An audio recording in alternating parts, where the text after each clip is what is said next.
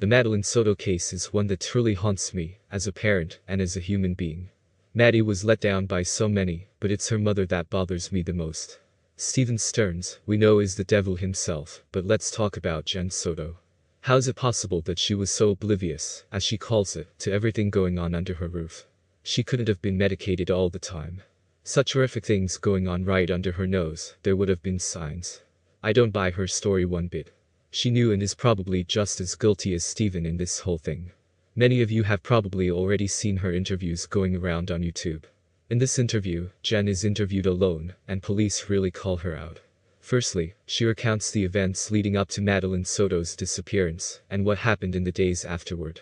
Disgusting fact number 1, Jenn Soto had the sick idea to ask her boyfriend, Stephen Stearns, and her 13-year-old daughter to sleep upstairs, so that she could have a good night's sleep. The thought of that just makes me sick to my stomach. Let's all remember that Maddie had been abused by Stephen for years, so why on this night did he decide to end her life? There are a number of possibilities, but here is the one that many are saying is most likely. During this same interview, detectives brought up the possibility that Maddie could have been pregnant.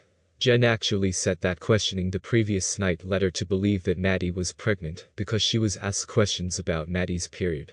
The detective said he was told someone found it weird that Maddie and her friend were no longer on the same cycle, but it could be because she's a teenage girl, it could be because she missed her period. After more questioning, Jennifer says she had 2 pregnancy tests at home, though she hadn't checked to see whether they were still there. So, many believe that Maddie was pregnant and told Stephen that night she was killed. He acted in a desperate attempt to hide the obvious, that he had been hurting her for years. This case is one that absolutely disgusts me, and I am following closely. Hopefully the trial is quick, and Stephen gets the maximum punishment. As for Jenn, I don't think she should be let off the hook so easily.